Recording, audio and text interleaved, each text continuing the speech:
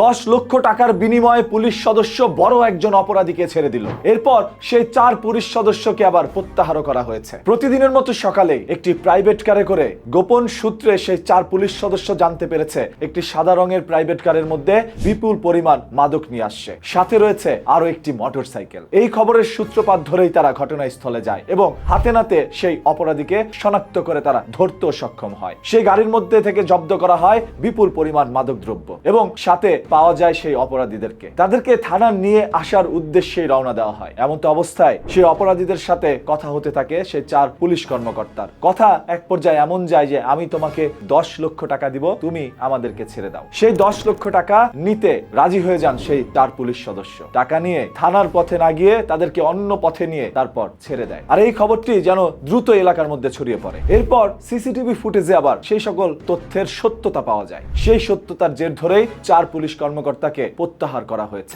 এই ঘটনাটি ঘটে গিয়েছে লালমনিরহাটের হাতীবান্ধা থানায়। আপনার কাছে কি মনে হচ্ছে, পুলিশ কি আসলে কোনো মানবিক কাজ করেছিল? যেমন বিপুল পরিমাণ ইয়াবা সহ একজন অপরাধীকে ধরেছে বা মাদক দ্রব্য সহ একজন অপরাধীকে ধরেছে। এখন তার কারাদণ্ড হতে পারে মিনিমাম 5 বছর 10 বছর, জরিমানা হতে পারে বিপুল পরিমাণ অর্থ, সেই সাথে জব্দ হতে পারে সেই গাড়ি এবং একটি মোটরসাইকেল। সেখান থেকে তাদেরকে বাঁচিয়ে দিয়েছে মাত্র 10 লক্ষ টাকার বিনিময়ে। 4 জন পুলিশ সদস্য যদি 10 লক্ষ টাকা নিয়ে থাকে তাহলে একজনের ভাগে 2.5 লক্ষ টাকা করে পড়ে। তবে এর মধ্যে কেউ কনস্টেবল আছে, কেউ এসআই আছে, কেউ আবার ওসিও আছে। তাদের মধ্যে ভাগাভাগিটা এমন হতে পারে কনস্টেবল পাইলো 1 লাখ, বাকিটা তারাই মেরে দিল, এমন হতেও পারে। যাই হোক, সেই 10 লক্ষ টাকার হজম করতে পারলো না, তার আগে তাদের চাকরি চলে গেল। এমন আমাদের এই সমাজের মধ্যে অসংখ্য পুলিশ কর্মকর্তারা রয়েছে যারা অপরাধীকে ধরে তাদের কাছ থেকে টাকা নিয়ে তাদেরকে ছেড়ে দিচ্ছে। কিছু মানুষের দৃষ্টিকোণ থেকে তারা মানবিক কাজ করছে, তাদের জীবন বাঁচিয়ে দিচ্ছে। আবার আইনের চোখে তারাও একজন অপরাধী যারা অপরাধীকে ধরে ছেড়ে দিচ্ছে। বাংলাদেশে অসংখ্য পুলিশ অফিসাররা এখনো রয়েছে। অনেক পুলিশ কর্মকর্তা রয়েছে যারা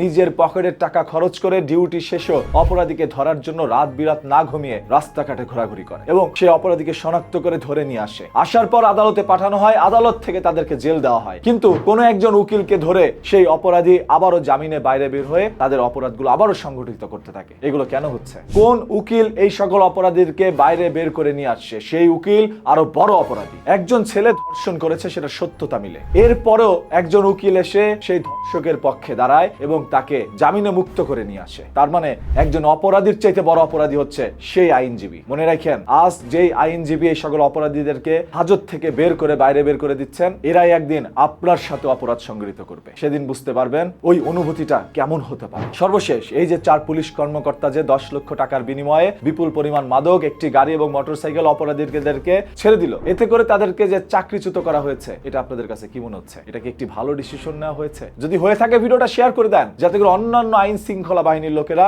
সতর্ক হতে পারে। এই প্রশাসন যদি একটু ঘুরে দাঁড়ায় তাহলেই অপরাধ বন্ধ করা সম্ভব। আমরা অপরাধ বন্ধের জন্যই নতুন সংগ্রামে পা দিয়েছি। আর সেই সংগ্রামে যদি আপনি একজন সৈনিক হতে চান তাহলে চোখ রাখুন নিউজ কিতে, যুক্ত থাকুন ফলো করে।